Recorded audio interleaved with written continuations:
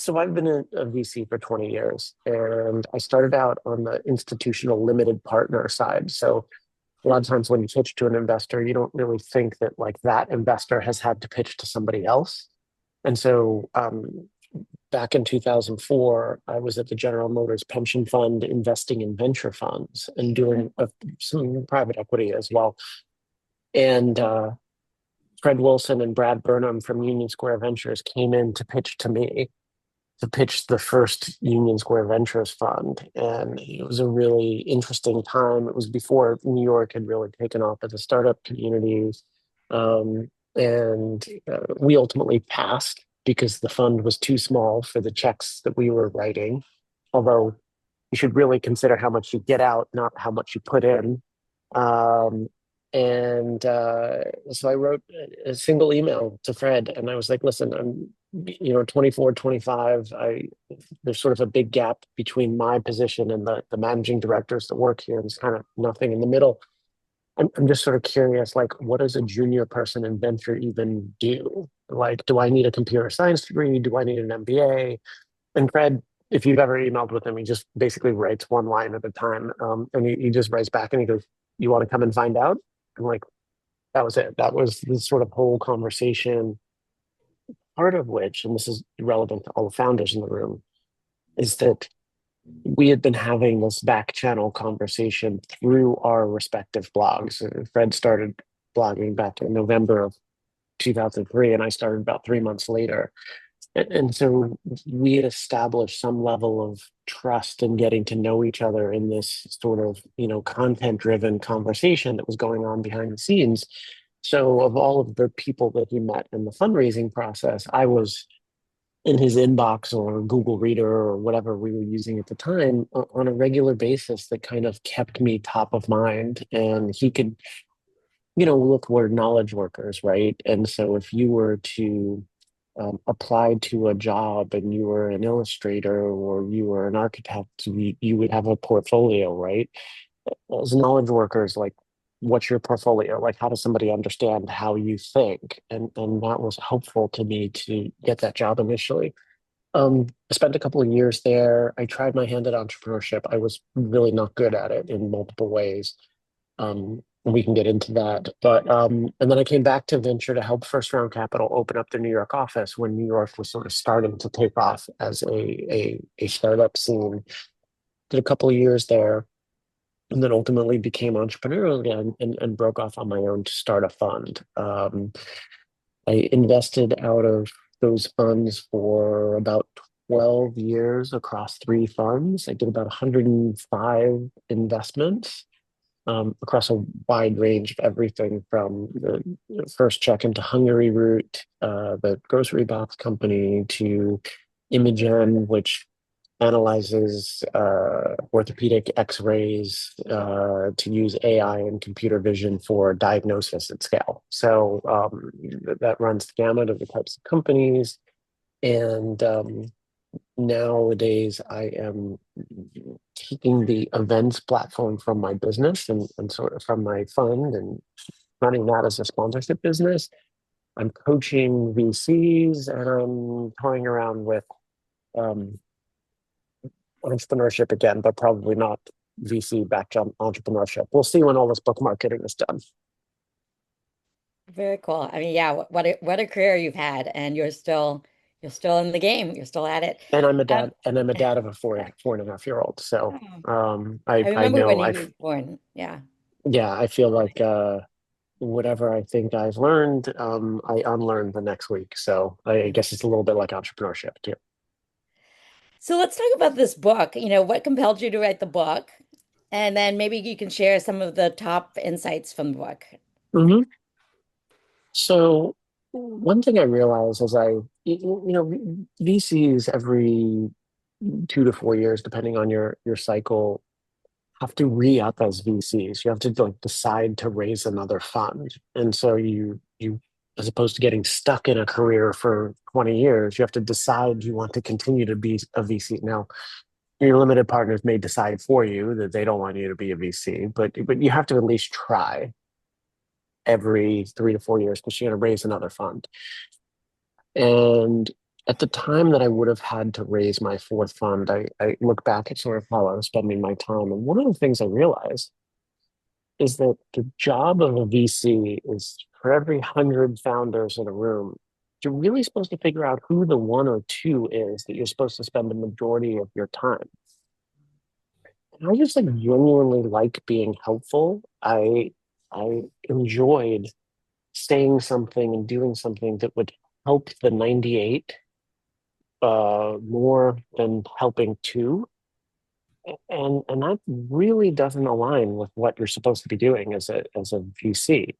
Um, I would much rather coach somebody through whether or not they should take venture and what that means than like only spending time with them if I thought they could return my fund, right? And so when I looked out at all of the, and I've always done this like on panels and stuff like that, I look out at the audience and I was like, okay, I get to say that what you should be doing is hiring the best Google and Meta engineer and go out and pitching for VC and, trying to get traction, all of this sort of stuff.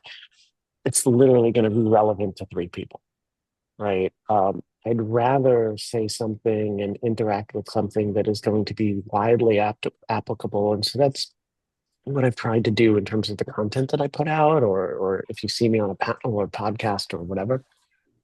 And I think that's why, luckily, my editor reached out to me because he had a startup idea. He wound up at one of my events. He decided the startup was not a good idea, maybe because of something I said, and decided to stay in publishing. But he wound up glomming onto my content and sticking with it, and then reached out about a year and a half ago and said, "Have you ever thought about writing?" So I very fortunately skipped the part of trying to shop my book around to publishers, which is really hard. And we just thought that it was like there are far more people out there who think about raising, who could just generally use entrepreneurial lessons and how to think about building something bigger than there are people who like need that tenth of a percent optimization because they've taken venture funding and they want to know exactly how, Figma grew to a $40 billion company, which, by the way, now probably isn't relevant considering when they started. And so it's a much bigger audience. It's an audience I've enjoyed writing for. And I'm, in particular, like the idea of like demystifying like this venture's this weird black box. You hear all these things about who gets venture and who doesn't and why, and there's a bunch of misconceptions around it. And so I wanted to kind of clear that up in a way. And to get back to your question about the title, that is sometimes hard to hear. I've been called Simon on startup pitch panels before, and and I take that as sort of the badge of honor because I think the most respect that you can give your founders is to be honest. I engaged with a student in one of these book talks recently, and they were telling me about some idea, and I was just like, I I honestly don't think there's a strong enough need for this product to pull you into this market. And when I say that, I'm not saying that to be a jerk. I'm saying that because I think you're quite capable and I think you're smart. And I think your time would be better spent on a bigger problem that would be easier to push forward. And I just think that's incredibly hard to hear from a lot of founders who they wrap up their identity and they're like, I am a founder. I am a, you know, I am working on this business. This business is the business I'm meant to do. And it's very similar in venture where like I had another VC ask me how I deal with stress as a VC. And, compared to being a founder, you might think that this is not a particularly stressful job, but when it is relative to a founder, it isn't. And I'll be totally honest about that. But he's sort of dealing with the responsibility of other people's capital. And I said, what the biggest de-stressor for me is? It's being honest about the fact that the possibility exists that I might not be good at this. But despite working really hard at it, despite despite trying to make hard decisions, there might be something else in my life that I'm better at, right? And like, if I just wrapped myself up in the identity that, like, I am a VC, I am a successful VC, the thing that I have told my limited partners all three times that I've raised a fund, like, I'm good at this. You should put your money with me. If the data comes back to the contrary, what does that mean for my sense of self? Like, who am I if not a successful VC? Well, I'm a dad and I'm a husband and I'm an ice hockey player and, pretty terrible swimmer in a triathlon. And, but there's other stuff for me to be good at and work on and try and get better at. And I think that is incredibly important during the pitch process because your best chances of success is you can separate, like, this person is positing that my startup will not work. They're not saying I'm a bad person. They're not saying I'm not smart. They're not saying I'm incompetent. I should look at this as a challenge. This person who has an information advantage, who's seen a bunch of other people do this, who's seen a bunch of success, is saying that I've got a problem with this. I should assume that they're right and try and disprove it to myself because I'm spending a fuck ton of time on this thing. And I probably am losing opportunity cost to go work somewhere else. So, or to pivot or all of that sort of stuff. And so, that's where the founder unfriendly. I mean, the worst thing I think I've ever said to a founder is I'd seen this one guy pitch multiple times and he had no co-founder. No one had formed onto this thing. He was literally effectively just going head to head with Amazon, and he's not Mark Laurie, right? So he's not trying to build Jet, and he's not somebody who could raise $400 million for it. I literally said, dude, I'm closer to funding you to do anything else but this idea than I am to funding you to do this idea.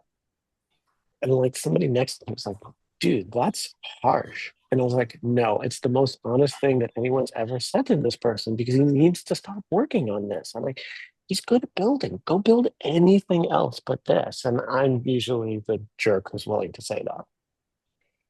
Okay, I do want you to share insights from your book, but just I think the natural follow-on question then is for the founders in this group, like how do you know whether your idea is venture fundable? Like, should they, I think a lot of us are like, should I go raise? Should I go raise? Maybe not from institutional right now, but from angels? Like, how should I be thinking about this?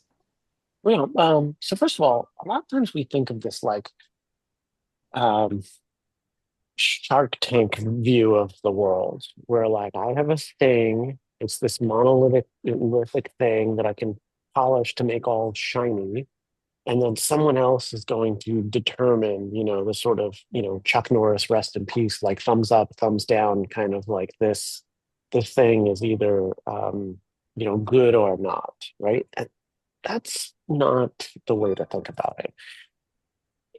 First of all, let's start off like, do you want all of the things that venture funding comes with? So let's just start off there and say, like, um, one of the examples I use in Founder Unfriendly in the book is there's a consumer brand that I invested in that I regret not sitting with the founders on day one that we wrote the check or made the offer and said, you're increasing the chance that this is going to be a zero.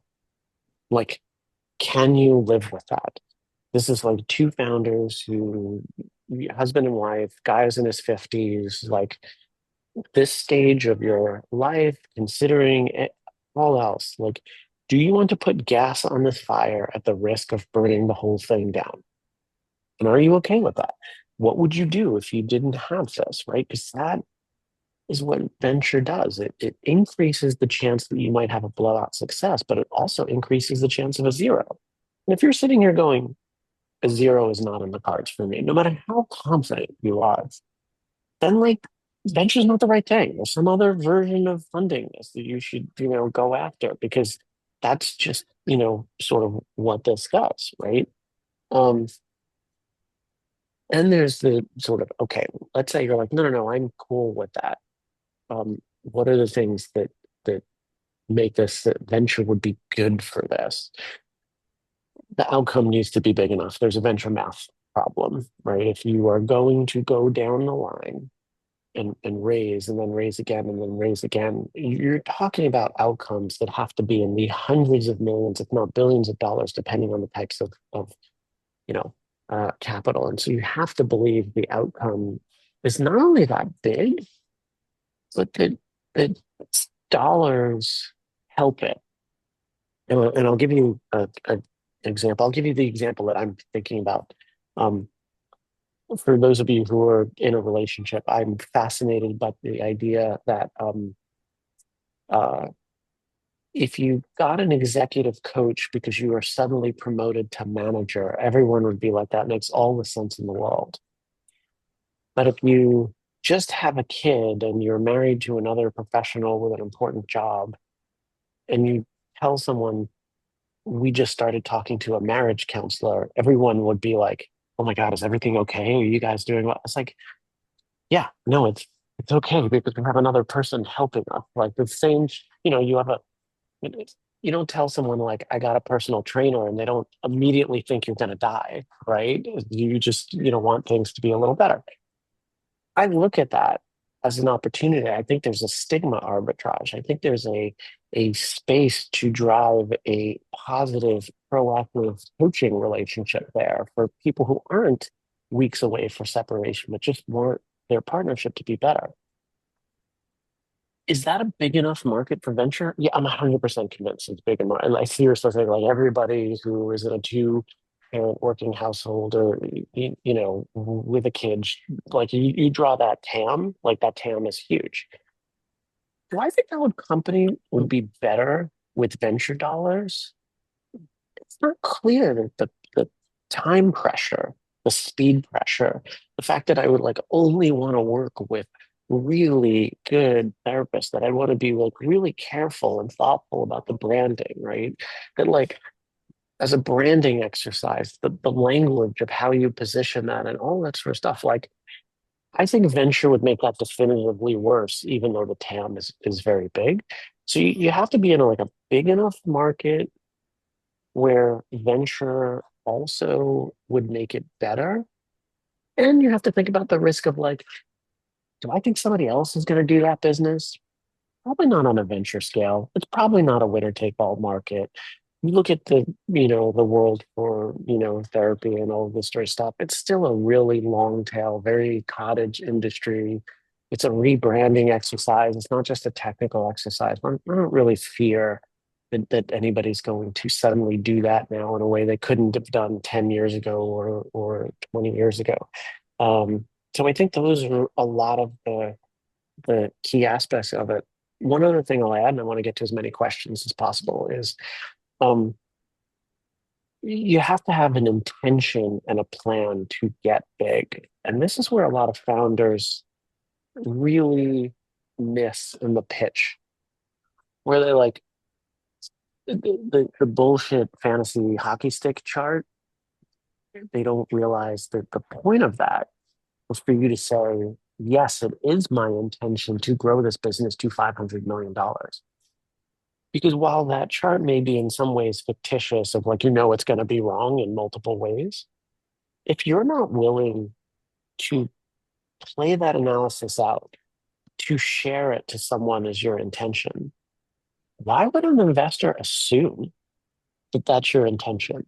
Right? Like, how do I know that you're not going to seed strap this and just raise one round and never raise again and sell this for $30 million, which, by the way, would be an amazing outcome for most of the people in this room, not an amazing outcome for a venture fund, right? So you have to let me know and signal that it is your intention to grow this business, that your intention to grow at that speed. Right? To say, I'm going to move fast. I'm comfortable with breaking things along the way. I think that um, is part of the venture criteria, that you want to go at that speed and you don't mind things being broken along the way because you want to sort of play this like a winner take all thing and you're okay with a zero at the end. All of that cuts down a lot of the business ideas. And so I think it's not so much does a VC think your business is backable? It's like, do you want it to take that kind of profile? I have one more question and then I'll open it up to the Hmm. audience.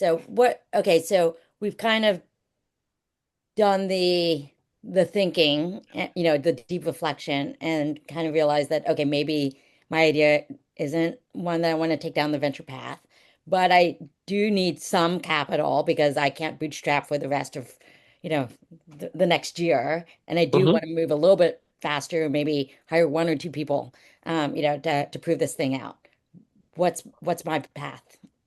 So there's far more options than people really talk about. So, I mean, first of all, like one of the options I always think about is how restaurants get funded, how businesses that have no intention of exit get funding, something that is more revenue based, right? Typical sort of, if I want to start a pizzeria or some other kind of concept or whatever, the investors in those types of businesses tend to get a cut of the income until they reach some kind of multiple and then it flips. So, like a typical thing might be um, investors keep 80% of the income until they get 2x their money and then it flips and then they keep 20, right? And then maybe it tails off or there's a buyout clause or something like that. There's all sorts of ways. And is that debt? No, it's not technically debt because if you don't make any income, you actually don't owe the investors anything. You only get payouts. So it's like really flexible. It aligns everybody, like your success is their success. Um, it gives you a different set of investors to work with. And so it's not something that's talked about, it's not standardized, but I think there are a lot of cash flow generative businesses, especially in the AI era. It might go that route to say, hey, you know what? I can, you know, with an investment of $100,000 or $200,000, I can generate $1 million, $1.5 million cash flow generative SaaS business in a super niche area. I'm happy to pay everybody back once I'm generating that income, and it'll be an income stream for all of us over a long period of time. Like I think AI is going to enable an explosion of those types of businesses that have very small TAMs, a very dedicated user base, where there's 10 other people doing the same thing, but each one is just a little bit different than everybody else and enough to maintain a loyal user base. And I think they're going to get funded uh, differently. Just a quick follow-up on that. So when you say debt, what are the mechanics around that? Is that a convertible note? Is that, what's Um, it's in some ways they can be convertible, but it is just it's some amount, technically equity. That's actually a good question. It's more of a lawyer question. Um, but it is shares in a business. It depends on the structure. They could be structured in an LLC and sort of a partnership share. So that's more of a legal question, but it's done all the time. And it's also something too that like one of the reasons why a lot of people say that they need some money is for hiring. Mhm. And I And a little often bit of think, marketing, hiring a and little a bit of little, marketing. Yeah. yeah, and I push back on a lot of that stuff Hmm. because I think a lot of the times that people say that, they haven't yet actually gone into the market and recruited yet. So you're sitting here going, well, the average salary for an engineer is X, and I don't have that money and all of that sort of stuff. I'll give you an example. After the sort of whatever it was, 2022 post ZERP bust, and there are a lot of layoffs, and there still continue to be a lot of tech layoffs. I have a 20 some odd thousand person weekly newsletter in the tech community. And so I had a portfolio company of mine that needed what amounted to a technical co-founder. And they didn't have any money. They just didn't have any free cash flow. And the founder was stuck in this position that uh,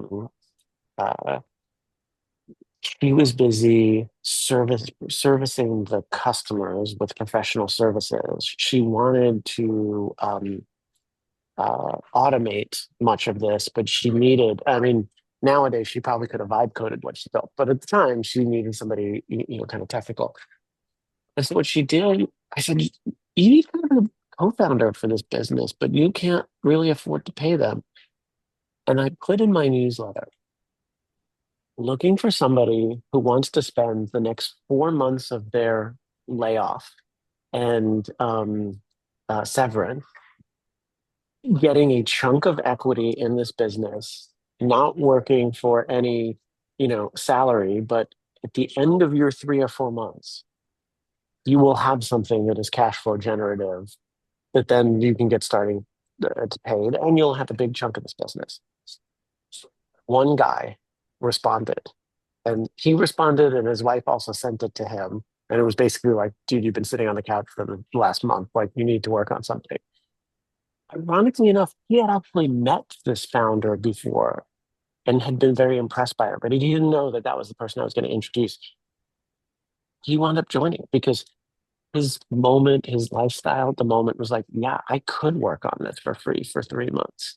And so you never know who you're going to find when you put the word out and you think like, oh, I'm going to need a lot of money to hire somebody. Maybe somebody just left their big time hedge fund job and is like sick of selling their soul for, 750 a year or whatever, and would love to work on your thing for a finite amount of time to get to the point where you can be cash flow generative. Like, start that recruiting process. And by the way, it's easier to raise when you can come to me and say, I have this opportunity to hire somebody who is clearly amazing. Here is the person. You can meet them, you can talk to them. And they are like, please fund this business because I would like to work on it. And I'm taking a salary cut to do it, but I still have to pay a mortgage. Like, don't automatically assume you need all this money before you've actually go onto the market and talk to people about joining. Thank you, Charlie. Okay, I'm going to open it up for Q&A.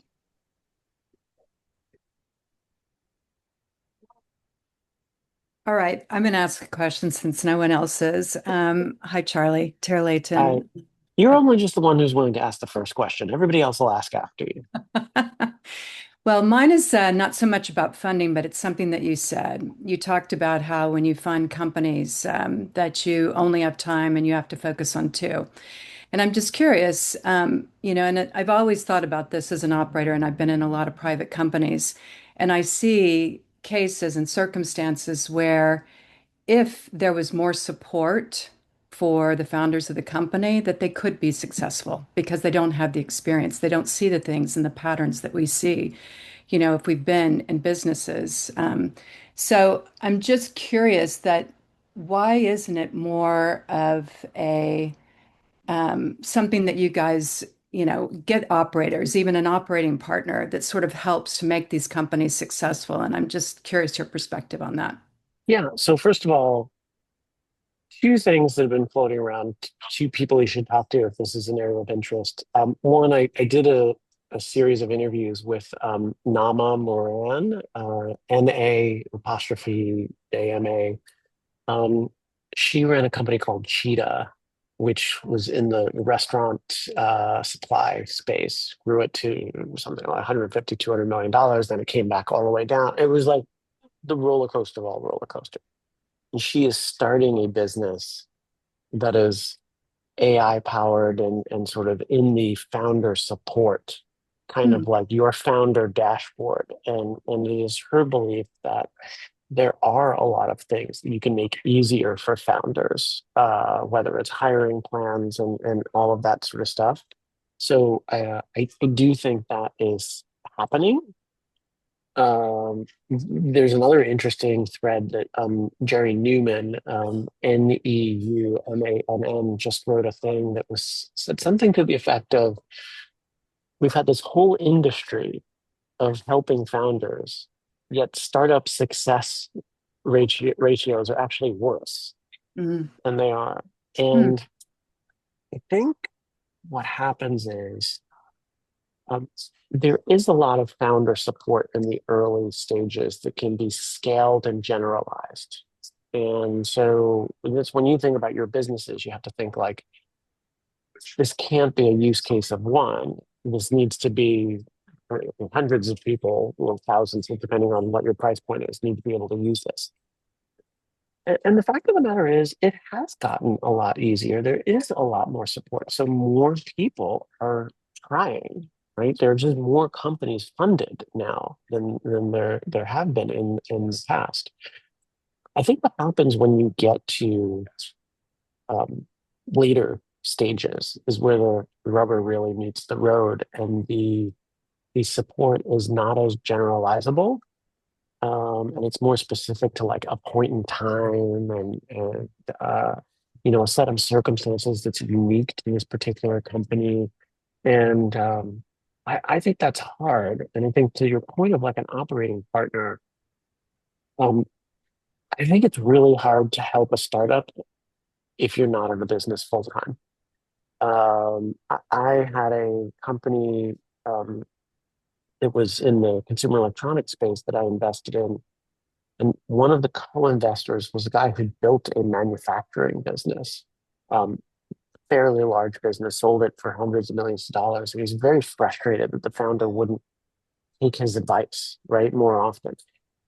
And I was like, he's like, I don't understand why they don't think that they need me. And I said, yeah, they do need you full time at 2 o'clock in the morning when shit hits the fan in the factory on the other side of the world and all of their stuff. And the reality is, you don't want to work that hard anymore.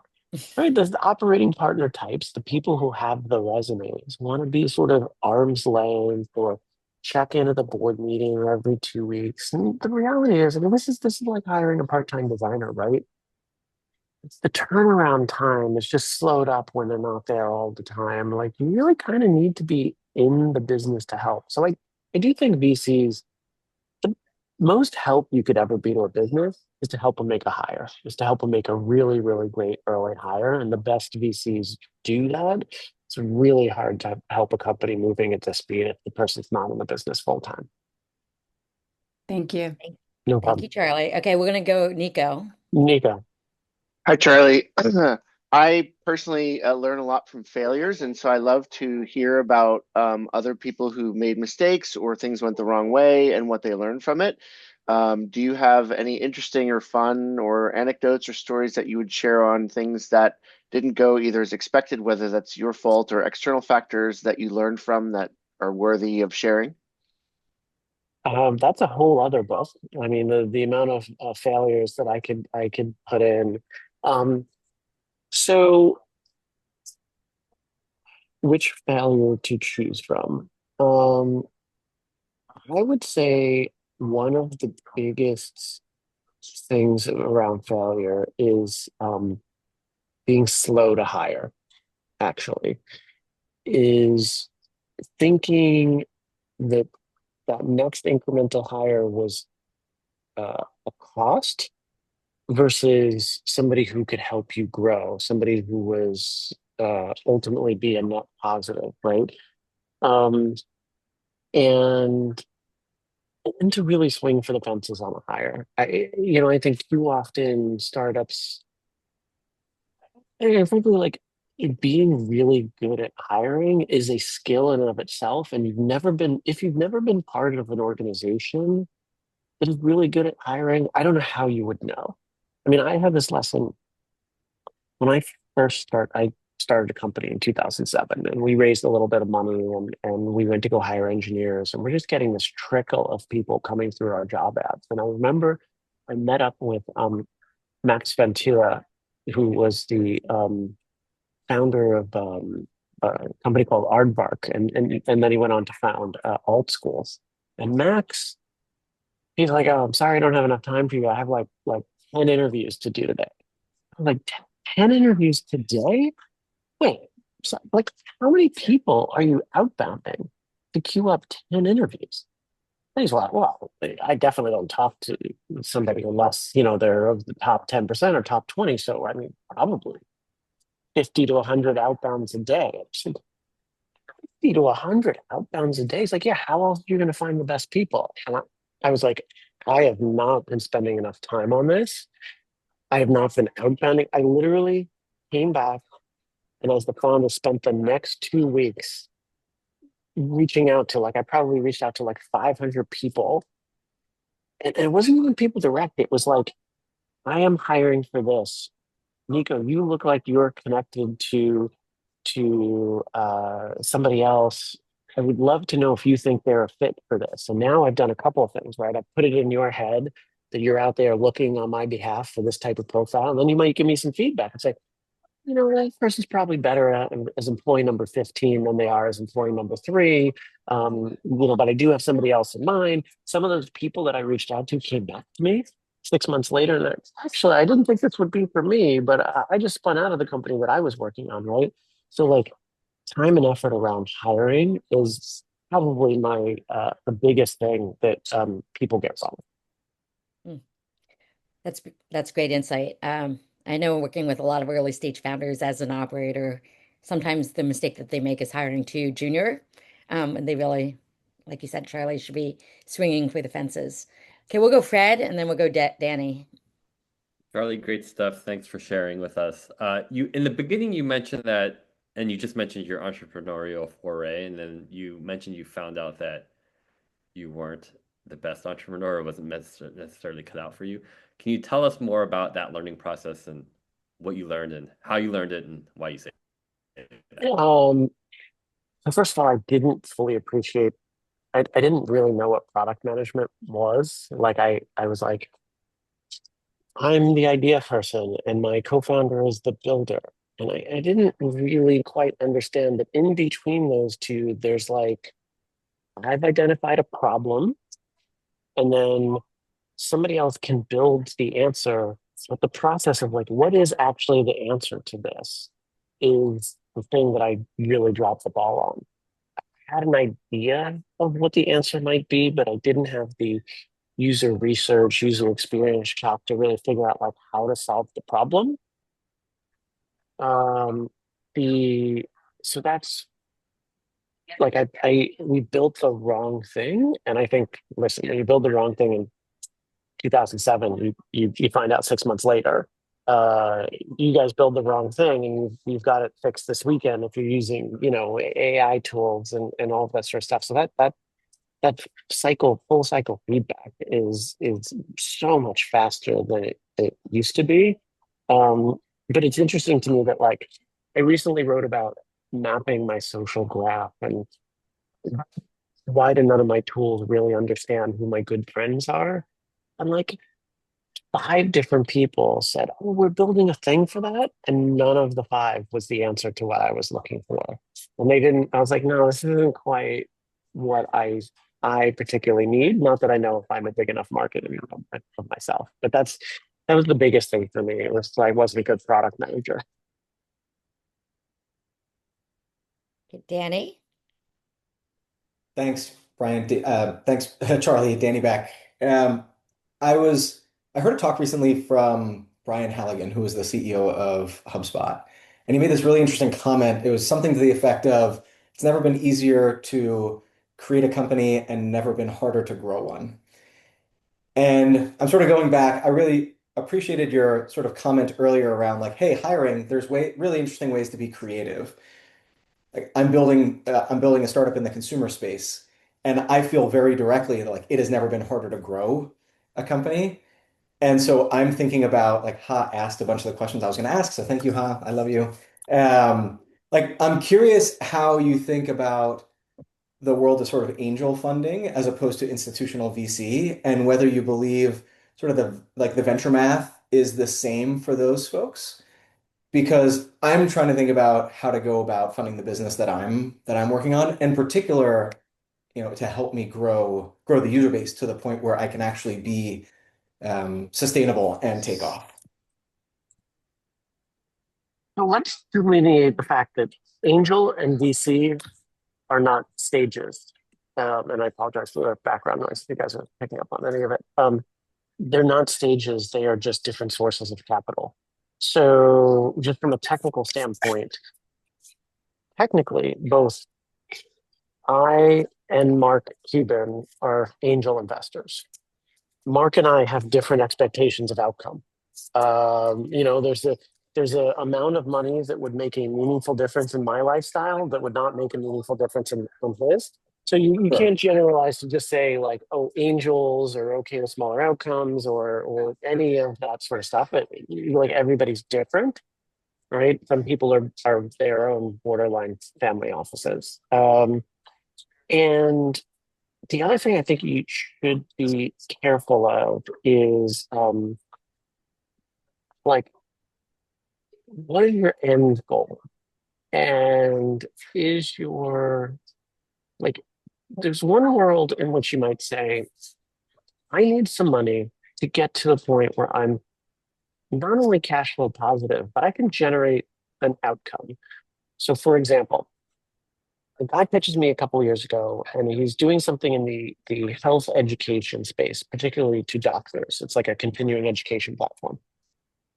And his main competitor was this like old school company that published these books, and he was like bringing all these continuing education credits online.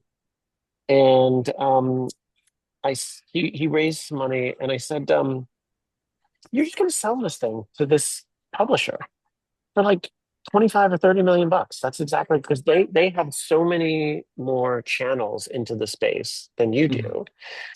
If you raise like $1 million, you're gonna pocket 80% of this company.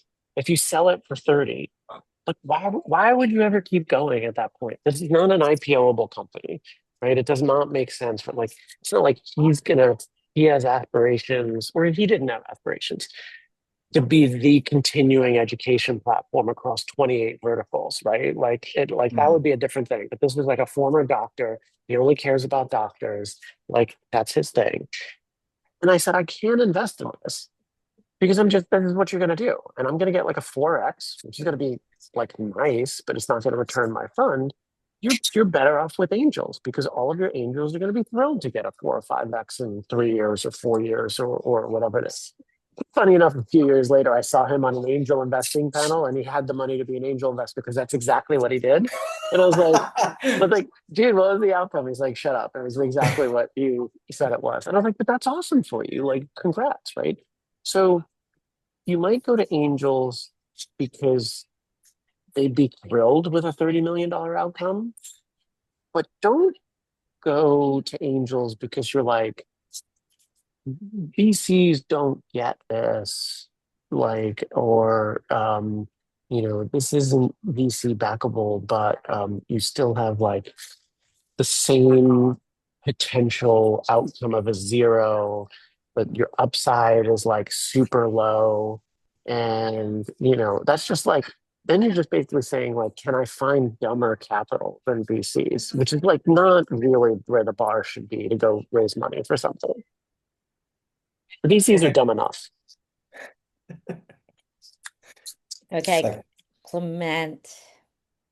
Hello. Hello, Charlie. We appreciate the insight. Thanks so much. My question is around, you mentioned, I guess, you have invested in a variety of industries and a variety of stages. I think you said maybe you did a first check or so, I believe.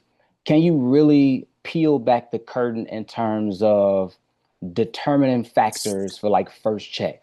Like, are you really focusing on team? Is that really the priority? If I don't have a CTO and I'm a solo founder, is that truly a knock?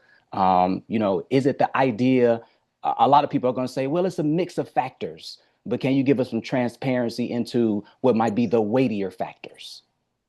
Yeah, so this is something that throws off founders a lot because sometimes when I wrote the first check into something, it had revenue already. Sometimes when I wrote the first check into something, they didn't even have a product yet. And this is something that really throws off founders because they're like, wait. I'm struggling to raise capital and I have revenue. This person over here doesn't even have a product and they just got $4 million. What the fuck? Like, how is that even the same thing? So, first of all, fundraising is selling tickets to the future. It's not a reward for what you've accomplished in the past. So, the idea that like you have to get up to some level of accomplishment to earn a check is backwards, actually. So much of it is about what do you plan on doing where do you plan on taking this? And then in what you've done up until this point, a good enough proof that it's possible, right? Now, sometimes that proof is within your own company, and you have done enough to indicate that customers want to buy this or any number of other things. Sometimes it's just what you've done up until this point, right? Like let's say you build a product that everybody agrees is pretty buildable, but the challenge is selling. Well, maybe you've been a career salesperson and you say, listen, I've sold a million different types of things. I've always been the number one salesperson wherever I've been. So that should be fairly de-risked for you because I'm a crazy good salesperson. And that is less of a risk in my company than it is for somebody else's, right? So you really have to get down to like, what is the hard part? And can you do as much as possible before that check to de-risk the hard part? And I'll give you a really clear example. I've probably seen a dozen attempts at digitizing my wardrobe. Like over the past 20 years, whether it's like to recommend me what I should be wearing, whether it's to onboard me into a secondary trading market of clothing, digitizing my wardrobe is a thing that a lot of people have tried to do. The hardest part is getting people to spend the time. Take pictures of everything, enter the information as to what it is. People have used all sorts of ways to try and do it. No one has really cracked it that well. There's a couple people doing it now. I don't know what level of success they're in, but everybody has struggled. If you give me two founders trying that, and one founder says, I'm a go-to-market expert, and I put up a landing page, and I got 50,000 email addresses of people who say they want that product. It's impressive. But it doesn't tell me that you did the hard part of figuring out an easy way to digitize your wardrobe. That's the thing that has prevented anybody from being successful in the space.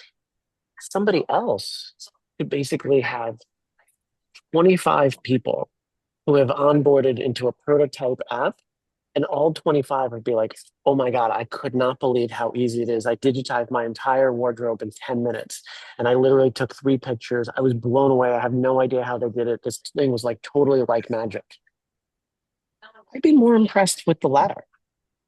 I think that the people who had figured out the latter version of that app that feels like magic, would have a higher chance of success than the people who hadn't figured out that and had 50,000 email addresses, because 50,000 email addresses is not going to help me solve that product problem.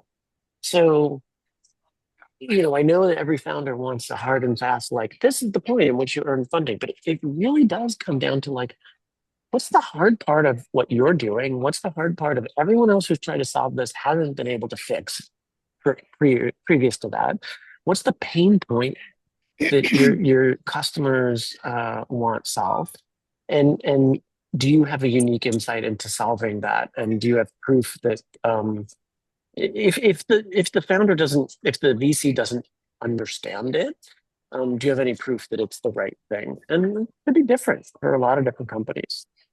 Great But response. one thing I'll leave you with is anytime you pitch a VC and they say it's too early, that means that there's something that you said you were going to do that they don't believe you can do. And you need to figure out what that something is.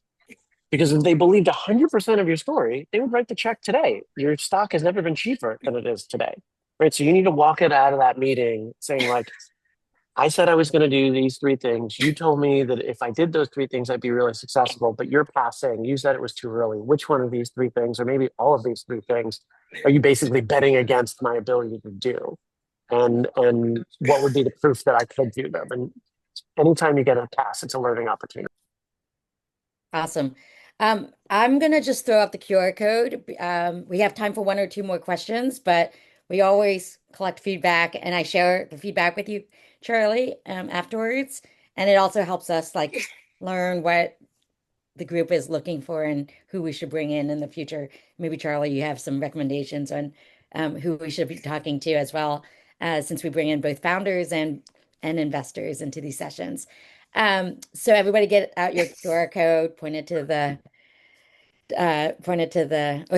out your cameras and point it to the QR code, and you know what to do. It's 3 questions. It's very easy. So I think we have time for 1 or 2 more questions while we have the rest of us fill out the survey.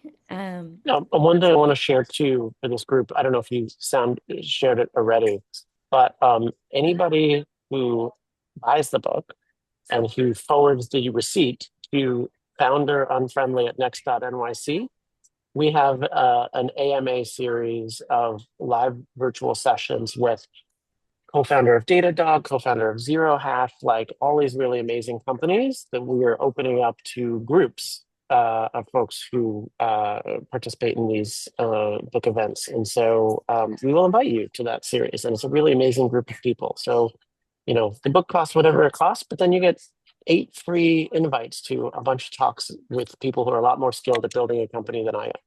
That sounds like a really high ROI. Drop it into the chat, Charlie, and like where they should email the receipt to, and then I will Yeah, it's in there. I also. just put it in. You did. Okay, and I'll also share it out afterwards too for folks who wanted to catch the recording but couldn't make it live. Okay, we have time for one or two more questions. So if you have a question, just ask. Because Kenlin. Oh, Christian, thanks, Charlie. This has been a fantastic session. I really appreciate your insights.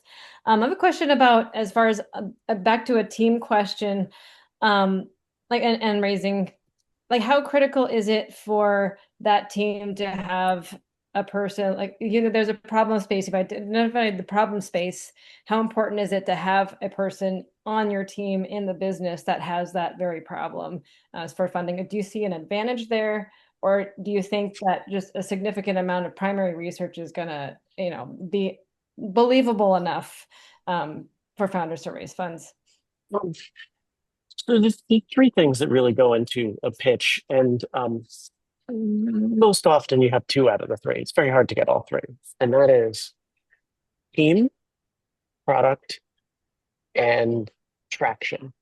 No, sorry, team, market, and traction.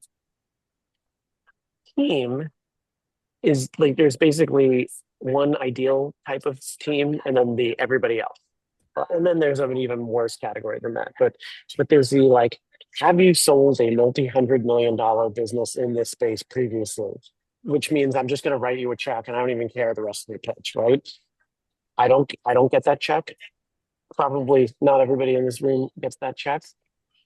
Everybody else is, for the most part, just somebody smart and confident and somebody who could gain your trust, but not an automatic check, right? And then there's some people that you might meet to go, I don't think I would back these people to pay my house, so, like, to do anything, right? Those are really the 3 groups.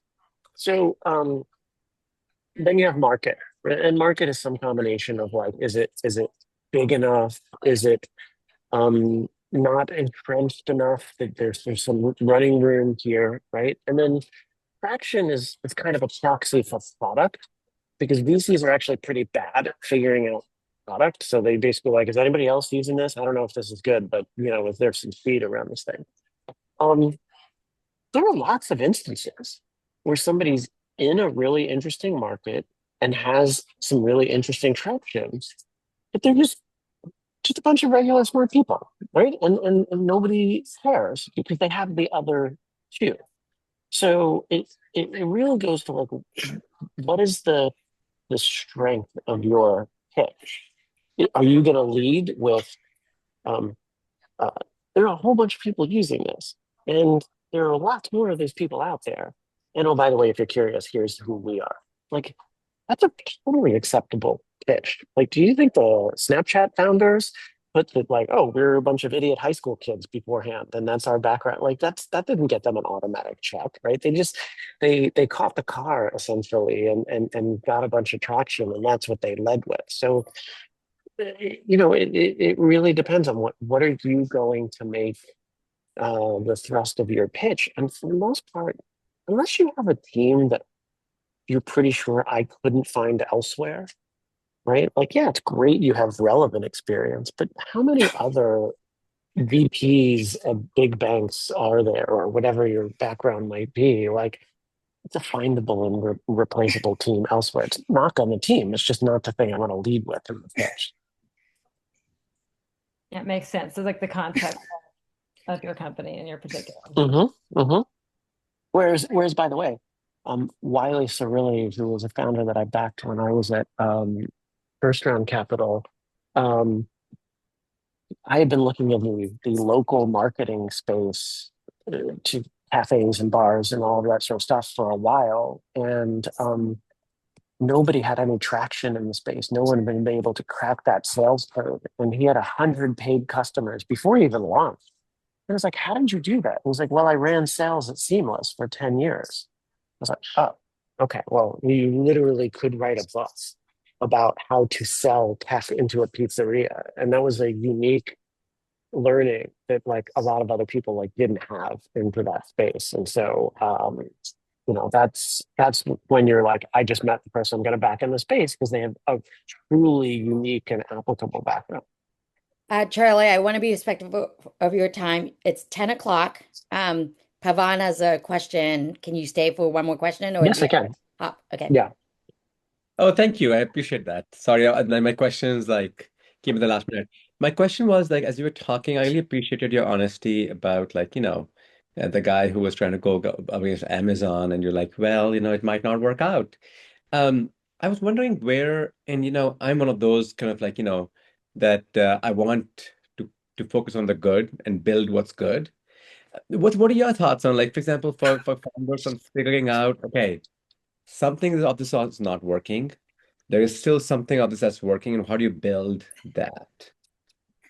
You keep on building that. So You come to the so right so product like market how do fit. you is the question like how do you know whether there's something salvageable versus whether you should like totally throw the baby out with the bathwater? I'm going with the assumption that there is always something salvageable because I mean I'm assuming for founders it's coming from within. It's kind of Yeah. there is a inner connection that actually is helps. And so like sometimes that you were saying that the identity, I'm actually flipping what you said, is like sometimes identity is so connected to yourself that you're like, oh my God, like if this doesn't I'll work, give what you happens to me? Yeah, I'll give you an example. When both of my parents went through various health issues before they passed, it just always felt like there wasn't the right support infrastructure for that. Like I felt like we were just reinventing the wheel every day, which was amazing because like so many people had sort of gone through this.